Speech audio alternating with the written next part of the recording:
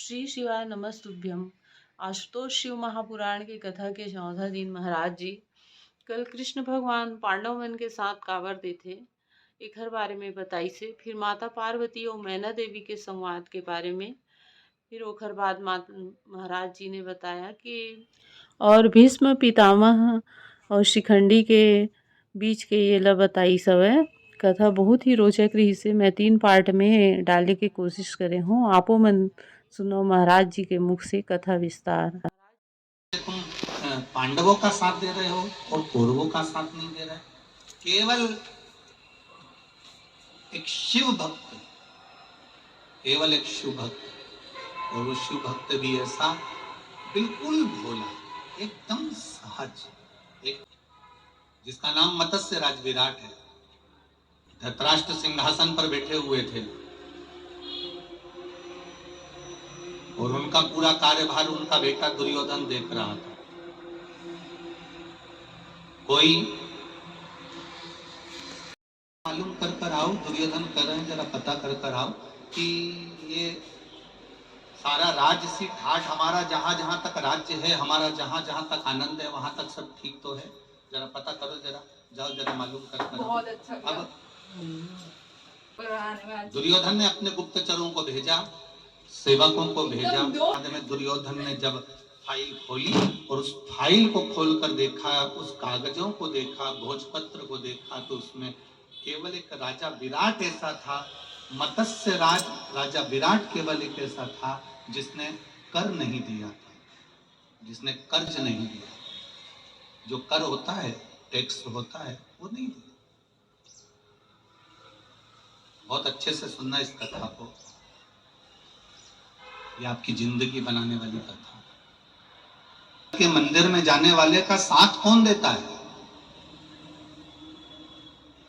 तुम्हारे पड़ोसी के पास में धन होगा, तुम्हारे पड़ोसी के पास में वैभव होगा, तुम्हारे पड़ोसी के पास में गाड़ी होगी, तुम्हारे पड़ोसी के पास में बंगला होगा, तुम्हारे पड़ोसी के बहुत सारे रिश्तेदार होंगे, तुम्हारे पड़ोसी की बहुत सारी जगह पहचान होगी, बहुत वीआईपीओ में उसकी पहचान होगी। पर तुम दुख मत मनाना, अगर तुम एक लोटा जल चढ़ाते हो तो तुम्हारी पहचान देवाधिदेव महादेव से है।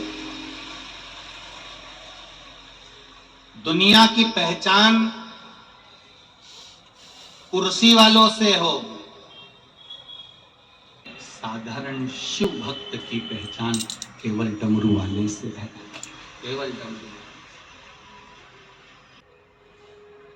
और वो डमरू वाला कोई साधारण नहीं है, वो डमरू वाला कोई साधारण नहीं। उसकी भक्ति, उसका भजन, तुम्हारा चढ़ाया गया एक लोटा जल, कीर्तन, मंत्र जाप, स्मरण सुख प्रदान, आनंद देने वाला। राजा विराट, मत्स्य राज राजा विराट भगवान शिव की भक्ति में लगा हुआ था। उसको नहीं मालूम कि दुर्योधन ने क्या चाल चली है, दुर्योधन कर क्या रहा है, उसको ज्ञात नहीं, उसको मालूम नहीं।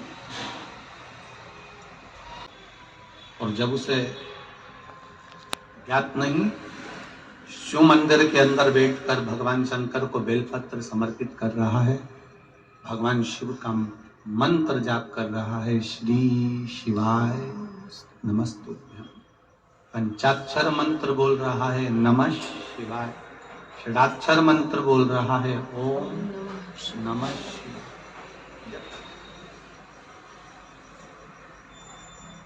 हुआ था, भगवान शंकर की भक्ति कर रहा था। तुमने टैक्स नहीं दिया, तुमने कर नहीं दिया। राजा विराट ने कहा, मैं शिव मंदिर के अंदर बैठा हूं, सत्य कह रहा हूं, मेरे पास में इतना धन नहीं है कि मैं इस बार का टैक्स जमा कर सकूं या इस बार का मैं कर दे सकूं, कर दे सकूं या इस बार का मैं टैक्स दे सकूं, इस साल का, ये मेरे पास में धन नहीं है। शिव मंदिर में पूजन करते करते राजा विराट ने ये शब्द कह दिया। जरा ध्यान लगाइएगा इस कथा की ओर कि आप मंदिर के अंदर बैठे हो और शिव महापुराण की कथा कहती है, अगर एक बार तुमने जिंदगी में अच्छा पुण्य करा हो तो मंदिर के अंदर, शिव मंदिर में बैठकर कभी झूठ मत बोलना। अगर तुमने सत्य बोल दिया तो तुमको निभाने वाला भी देवाधिदेव महादेव होगा।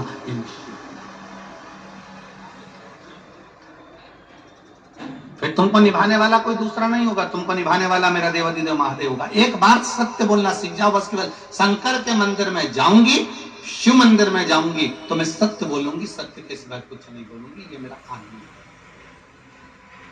भले शंकर जी के मंदिर से लोटा लेके जब तुम बाहर आ गई, घर पर पानी दे दिया, चरणामृत दे दिया, भगवान के चरणों का जल दे दिया सबको, उसके बाद तुमने झूठ बोला चल जाएगा। उसके बाद हम कहेंगे नहीं कि तुम झूठ मत बोलो। भजन में लगे रहो, जितनी देर शिव तत्व में लगे रहो उतनी देर आप सत्य का मार्ग पकड़ कर। अब राजा विराट शिव जी के मंदिर में बैठे हैं और दुर्योधन के गुप्तचर दुर्योधन के सेवक आकर कर रहे हैं, तुमने कर जमा नहीं करा, तुमने टैक्स जमा नहीं करा, मेरे पास में धन नहीं है, मैं शिव मंदिर में बैठा हूं, भगवान शंकर की आराधना कर रहा हूं, भगवान शंकर की पूजन कर रहा हूं, मैं भगवान शिव की भक्ति कर रहा हूं और सत्य कह रहा हूं कि मेरे पास में टैक्स जमा करने के लिए, कर देने के लिए मेरे पास में धन नहीं, मेरे पास धन नहीं। दुर्योधन भी शिव जी को मानता था तो भगवान शंकर के मंदिर से चल दिया, ठीक है, कोई बात नहीं। सब शिव मंदिर में बैठे हुए मेरे शंकर, शिव मंदिर में बैठे हुए मेरे ओगड़ी, शिव मंदिर में बैठे हुए मेरे देवाधिदेव महादेव, ये सब आनंद देख रहे थे, आनंद ले रहे थे। राजा विराट के यहाँ से मंदिर से जैसे ही निकलकर दुर्योधन चला, और दुर्योधन जैसे ही निकल के चला तो इतने में जो दुर्योधन के गुप्तचर थे, दुर्योधन के जो सेवक थे, उन सेवकों ने राजा विराट की गौशाला को देखा कि उस गौशाला में इतनी सारी लाखों गाय हैं, इतनी गाय। जब गौशाला में है तो गुप्तचर ने कहा इतनी सारी गाय गौशाला में है, तो राजा विराट की गौशाला में जब गायों को देखा, राजा विराट की गौशाला में जब गायों को देखा, देखने के बाद दूतों ने दुर्योधन से कहा एक काम करते हैं, अगर ये कर नहीं दे सकता, अगर ये कर्जा नहीं दे सकता, कर प्रदान नहीं कर सकता, तो एक काम करते हैं, इसकी गायों को लेकर चल सकते हैं, इसकी गाय लेकर चलते हैं। दुर्योधन ने कहा इतनी लाखों गाय को लेकर जाएंगे ये अच्छी बात नहीं है, इतनी लाखों गाय को अगर अपन लेकर जाएं ये अच्छा नहीं है, श्रेष्ठ नहीं है, तो फिर करना क्या पड़ेगा। तब दुर्योधन के गुप्तचर ने, दुर्योधन के जो साथी थे, उन्होंने कहा एक काम करो, गाय के सोने के सींग लगे हैं, गाय की पीठ सोने की बनी हुई है, गाय के पांव में सोने के नूपुर लगे हुए हैं, गाय के गले में सोने की घंटी लगी हुई है, गाय की पूंछ पर सोने का आनंद लगा हुआ है, एक काम करो पूरा सोना उतार लो। अब देखिएगा जरा, बहुत समझ की कथा है ये, बहुत ध्यान देने वाली कथा। गाय के सोने के सींग निकालो, गाय की सोने की पीठ निकालो, गाय के सोने के खुर निकालो, गाय के सोने की घंटी निकालो, सोने का जितना सामान गाय के शरीर पर था वो सब निकाल लो। तब दुर्योधन से ये बात कही कि दुर्योधन क्या ऐसा कर सकते हैं? तो दुर्योधन ने कहा नहीं नहीं नहीं नहीं, देखो गौ माता के शरीर पे से इतना सारा सामान निकालेंगे ये अच्छी बात नहीं है। दुर्योधन ने मना करा पर नहीं माने गुप्तचर, और तब दुर्योधन ने कहा एक काम करो, अगर कुछ मत निकालो, लाखों गाय अगर इसकी गौशाला में है तो लाखों गाय को लेकर वापिस चलो और अपने हस्तिनापुर में इन गायों को ले जाकर रख लो।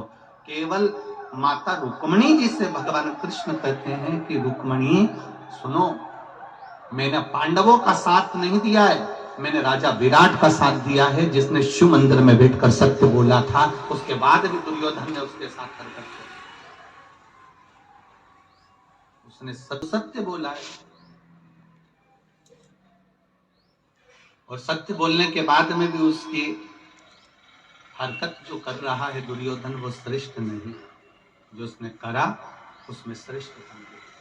शिव महापुराण की कथा कर रही है आशुतोष, शिव महापुराण की कथा कर रही है कि आप शिव के मंदिर में बैठकर आपकी जब सत्य भाव प्रकट होता है, शंकर के मंदिर में बैठकर आपका जब हृदय से आप सत्य भाव प्रकट करते हो तो शंकर आपका साथ निभाता है। तो यहाँ भगवान कृष्ण अगर पांडवों का साथ दे रहे हैं तो केवल पांडवों का साथ नहीं दे रहे, भगवान कृष्ण स्वयं देवाधिदेव महादेव का साथ दे रहे हैं, जिनके मंदिर में राजा विराट ने सत्य कह दिया था और उसको जानकर भी दुर्योधन ने गौ माता का हरण कर दिया।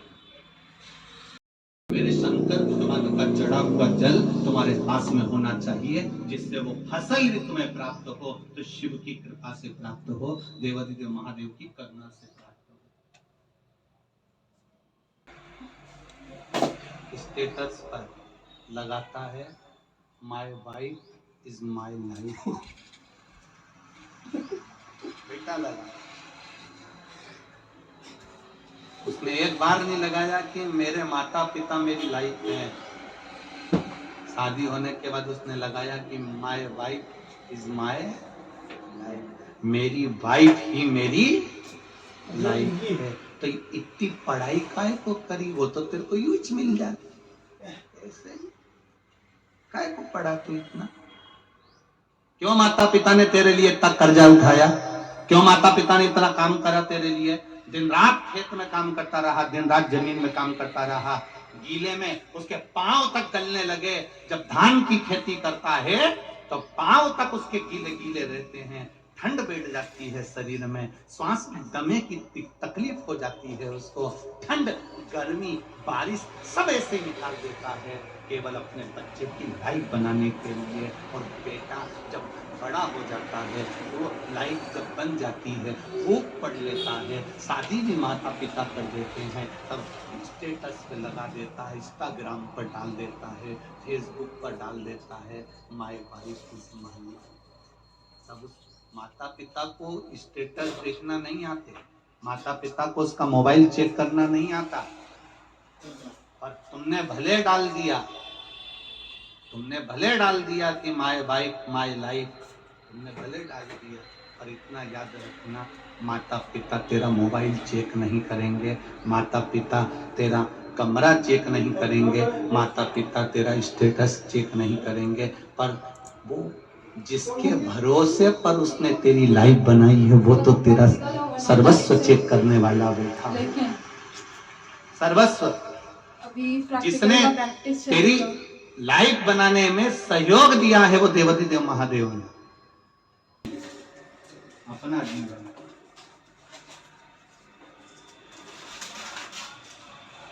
शिव महापुराण की कथा कह रही है, भगवान शंकर का चरित्र कह रही है, भगवान देवाधिदेव महादेव का पावन चरित्र वर्णन कर रहा है, भगवान शिव की कथा कर रहा है।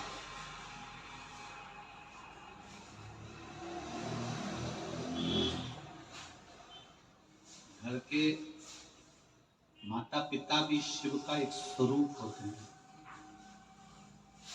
घर के बुजुर्ग भगवान शंकर का एक स्वरूप होते हैं। कोई कहे हमारे माता पिता भेद करते हैं, कोई कहे कि वो बड़ों को चाहते हैं, छोटे को चाहते हैं, कोई के मंझले को चाहते हैं, कोई के चौथे नंबर को चाहते हैं, कोई के तीसरे नंबर को चाहते हैं, कोई के दूसरे नंबर को चाहते हैं, कोई के पहले नंबर को चाहते हैं, कोई कहे पांचवें नंबर को चाहते हैं। शिव पुराण की कथा कर रही है, वो किसी को भी चाहे, पर कर्तव्य तुम्हारा होना चाहिए कि वो जन्मदाता है तुम्हारे, इसलिए तुम उनका आदर करो, तुम उनका सम्मान करो, तुम उसका सत्कार करो, वो जन्मदाता है तुम्हारा।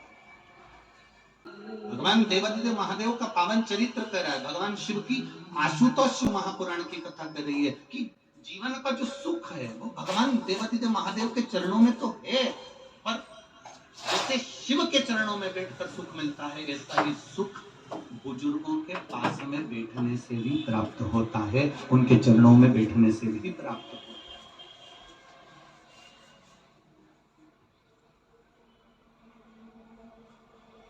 एक पत्नी हमेशा अपने पति को रुआब दिखाती है, छत्तीसगढ़ की नहीं।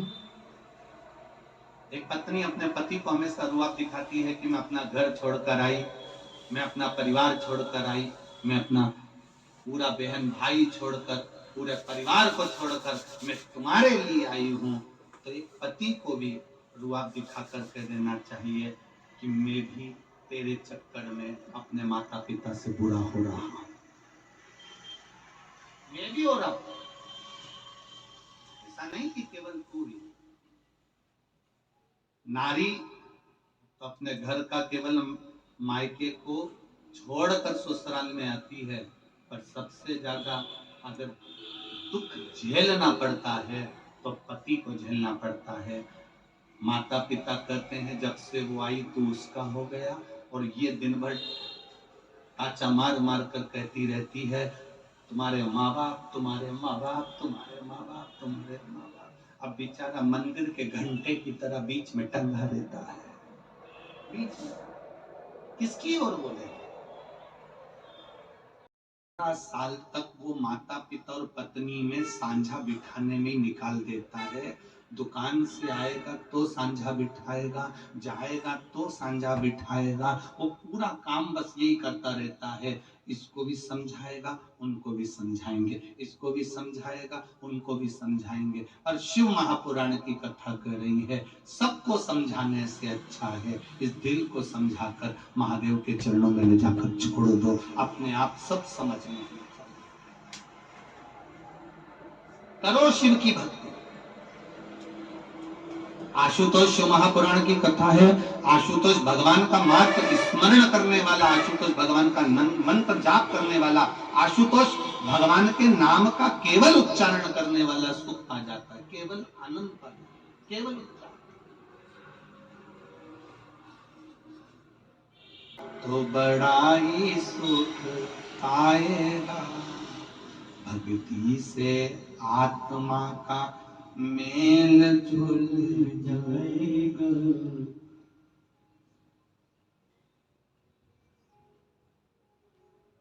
इस संसार में आने के बाद में थोड़ा थोड़ा भगवान का भजन चित्त स्मरण हम सब करते हैं। हम किसको समझाना? हमें दूसरे को नहीं समझाना है, अपने आप को समझाना है। शिव महापुराण की कथा कहती है एक पति ने अपनी पत्नी से कहा सुनो शाम को मेरा दोस्त आएगा, तो सुनो। पत्नी कहती है ठीक है आने दो।